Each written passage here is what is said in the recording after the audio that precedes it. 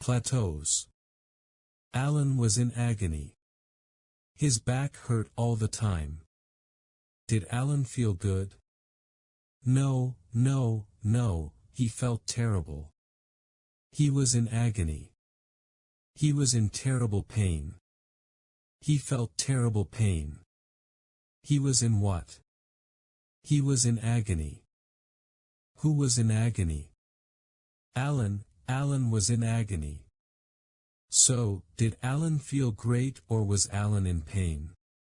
He was in pain. He was in agony. He felt terrible pain. Why is Alan in agony? Well, because his back hurt. His back was in agony, it hurt so much, oh. What hurt? Alan's back. Alan's back hurt.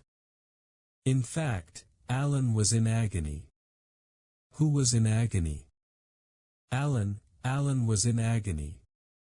Why? Because his back hurt all the time. Did his back hurt a little bit?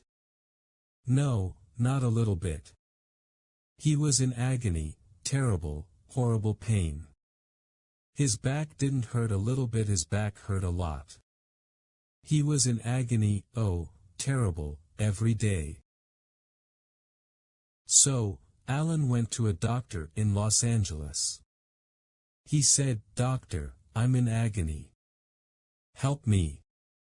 The doctor said, "Alan, don't do any strenuous exercise, stay in bed." What did the doctor say? The doctor said, "Don't do any strenuous exercise, stay in bed." Did the doctor want Alan to do strenuous exercise? No. No, he didn't. He said, "Don't do any strenuous exercise. Don't do any tough, difficult exercise." Who said, "Don't do any strenuous exercise, stay in bed"? The doctor. The doctor in Los Angeles. Who did he say that to? To Alan. He said to Alan, "Don't do any strenuous exercise." What kind of exercise did he want Alan to avoid? He wanted him to avoid strenuous exercise. He said, "Don't do any strenuous exercise, stay in bed." Why did he want Alan to avoid strenuous exercise? Well, to help his back pain. He wanted to help Alan heal his back pain, so he said, "Don't do any strenuous exercise, stay in bed." And so Alan did not do any strenuous exercise, he stayed in bed for 11 months. He ate in bed. He drank in bed. He worked from his bed. But, still, after 11 months he was still in agony. Oh, my back, oh. Alan was still in agony after 11 months of avoiding strenuous exercise. And so he went to Monterey, California to another doctor. He said, "Doctor, I'm in agony. My back, oh, it's killing me. It hurts." This doctor said, "Alan, if you are lazy and you stay in bed all day, back pain is inevitable. You must exercise." He said, "If you are lazy and you stay in bed all day, back pain is inevitable." Did the Monterey doctor want Alan to exercise? Yes, he did. He said, "You must exercise." He said, "If you don't exercise, back pain is inevitable. Back pain will not be avoided. Back pain is 100% sure to happen if you don't exercise." If you don't exercise, what is inevitable? Back pain. Back pain is inevitable if you don't exercise. If you don't exercise, is back pain inevitable? That's right. It's inevitable, unavoidable. Back pain is inevitable if you don't exercise. Is a headache inevitable if you don't exercise? No, not a headache. A headache isn't inevitable if you don't exercise. Maybe you won't get a headache, but back pain is inevitable if you don't exercise.